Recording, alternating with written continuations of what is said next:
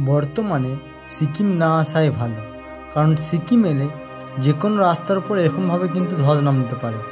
নতুন গুরুদুমার লেক যা নতুন রাস্তা তৈরি হচ্ছিল, সেই নতুন রাস্তায় কিন্তু আবার নতুনভাবে ধস নেমে গেছে।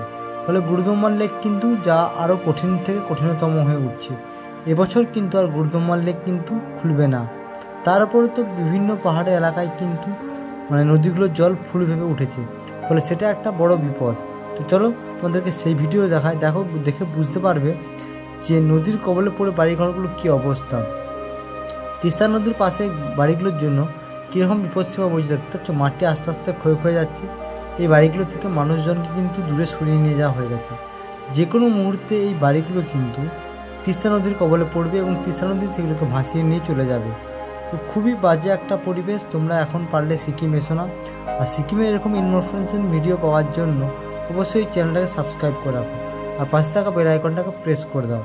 আর যারা ফেসবুক পেজ থেকে দেখছো তারা পেজটাকে লাইক ও ফলো করে দাও। সিকিমের এরকম আপডেট ভিডিও সবার আগে পাওয়ার জন্য অবশ্যই এই চ্যানেলটা কিন্তু সাবস্ক্রাইব করতে হবে। দেখে বুঝতে পারছো যে তিস্তার জল কতটা বিপদসীমার উপর দিয়ে বইছে। খুবই খারাপ অবস্থা কিন্তু সিকিমের এখন এই মুহূর্তে।